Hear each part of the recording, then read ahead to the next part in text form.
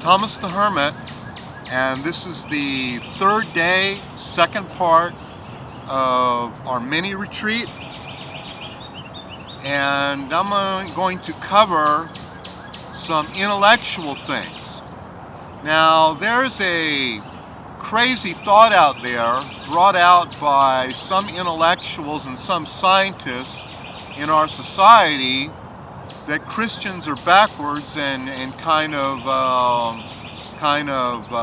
dumb.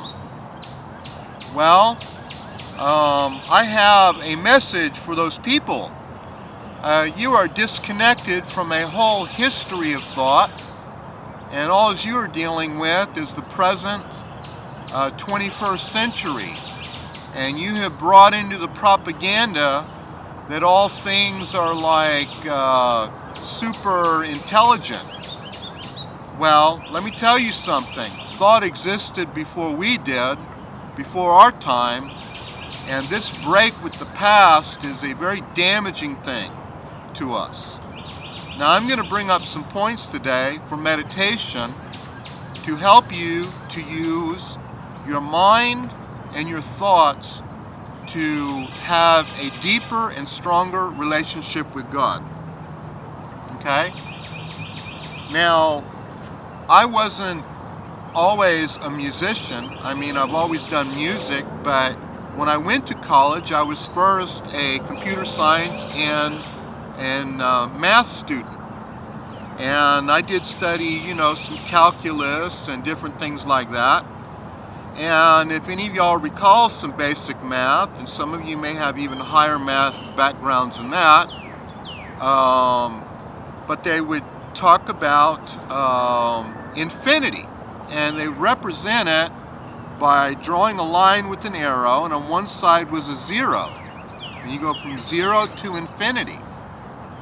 And then they threw us a loop, and they said, okay, but you can go to negative infinity. So they drew a 0, and they went to the other direction with a line with an arrow, and from 0 to way beyond what you can count forever and forever, going to the negative direction. So then there's a negative infinity, okay? And then science and everything has kind of took us to a different area where they're even talking about alternate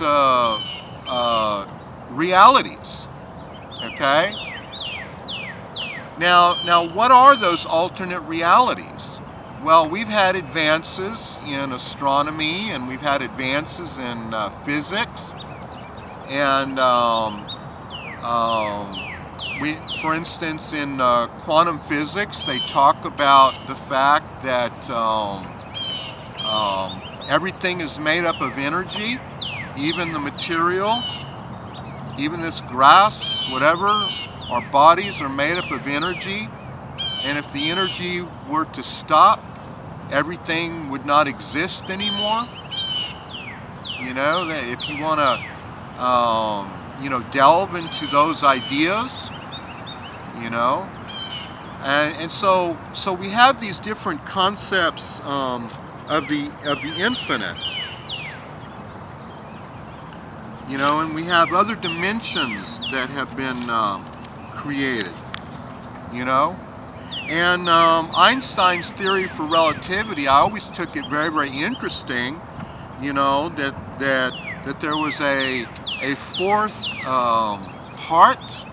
You have matter, energy, space, and time. And he showed that if there's a little fluctuation in one thing or the other, that even time is not a constant. And when he proved that time was not a constant, oh my! See? So how can we plug that into our picture of God? Well, what does it say in Genesis? In the very, very beginning, when God created the heavens and the earth.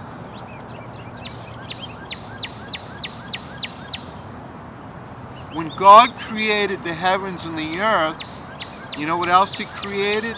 Time. God created time. And God has always existed. We, on the other hand, have not. And while we are in this reality, this material world, when we are here, we are a part of time. When we go for the resurrection of the dead, when He takes us, we're not going to be in time anymore. God is outside of time.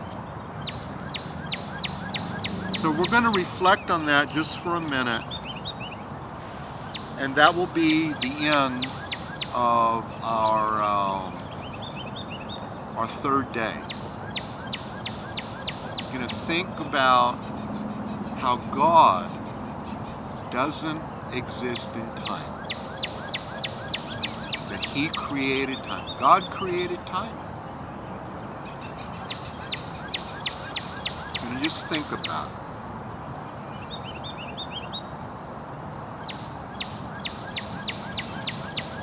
God created time,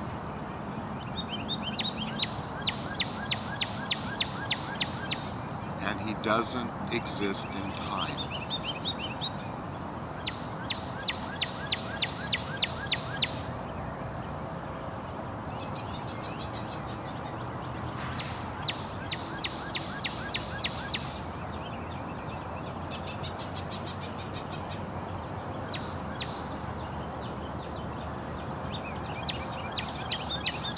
God does not exist in time.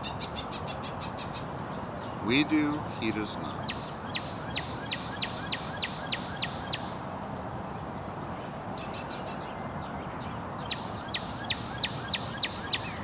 Lord Jesus, enlighten our minds.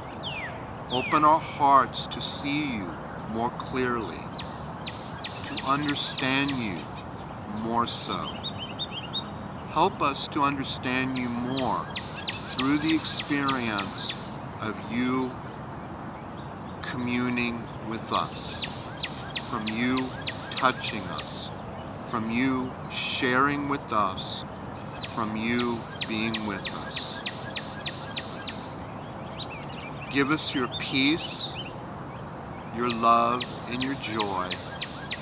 Help us to make it through another day. Help us to be